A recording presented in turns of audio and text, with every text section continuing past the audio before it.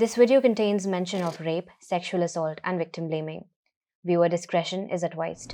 Society में औरतों का बुरी तरह से रिप्रेशन हो रहा था। उनकी सेफ्टी के लिए कई नए कानून बनाए गए या एग्जिस्टिंग लॉज को मजबूत किया गया, जैसे कि रेप, डाउरी और मोलेस्टेशन को लेकर जो लॉज थे उन्हें। अनफॉर्चुनेटली पिछले कुछ सालों से अब कई महिलाएं इन्हीं लॉज को लेकर शरीफ और डिसेंट लोगों को फंसाने की कोशिश कर रही हैं, उन्हें ब्लैकमेल करके एक्सटॉर्ट करने की कोशिश कर रही हैं। We have heard of skepticism for women taking their sexual assault public 1,000 times over. But who's counting, right? What we really need to count is the number of women who get victim blamed for the fault of their perpetrators and almost never end up coming forward. Because 9 out of 10 times, nobody is going to believe them. But why?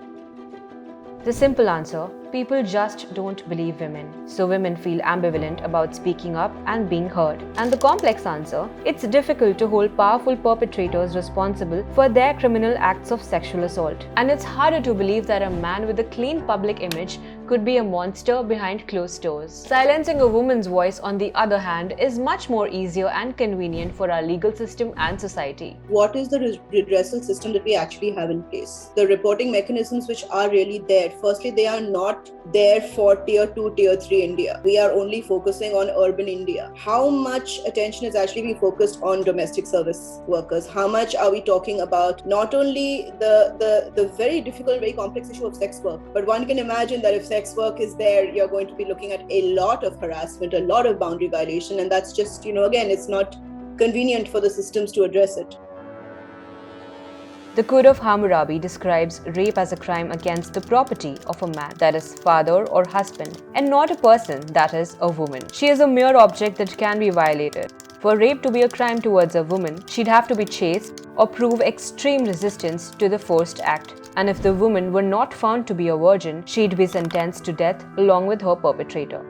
This doesn't come as a surprise, as men have controlled women's sexuality and reproductive health for centuries. For they are the bearers of culture, and women are merely lustful, unruly creatures that need to be controlled. So when a woman comes out to seek justice, it's seen as a violation of what the act was supposed to do, which is keeping her in control. Closer home in mythology, gods and lords have disguised themselves as a woman's husband and violated her. It gets worse when this act of normalizing rape culture becomes a test of the woman's devotion to her husband. If she couldn't recognize that the man is an impersonator, not only was the rape justified, but she was also punished further for not knowing. But what goes behind a woman going public with charges of such nature? We have seen that a lot of women who report abuse tend to regret reporting the abuse, not because of the abuse itself, it's because of the reactions to the abuse which have led them to feel even more judged, even more victimized, and even more incapable of taking action.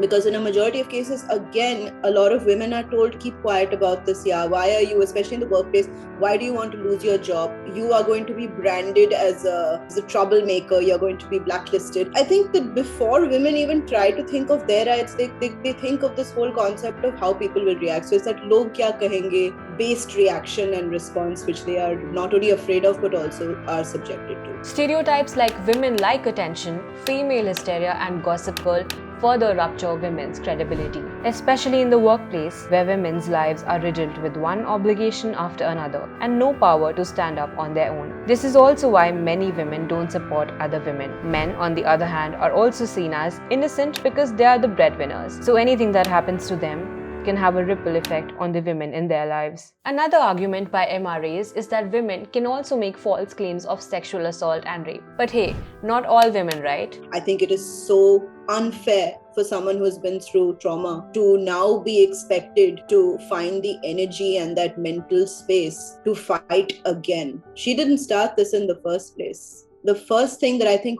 we as a society need to do is ensure that any survivor from any gender, any background has the support that she needs when she's reporting any kind of harassment. Journalist Priya Ramani's case proves that it's possible to speak up and be heard, but we still need to account for cases that get unreported based on gender, caste, and class. What can we do?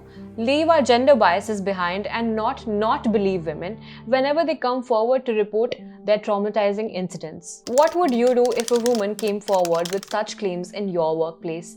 Tell us in the comments below. And until next time, raise your power.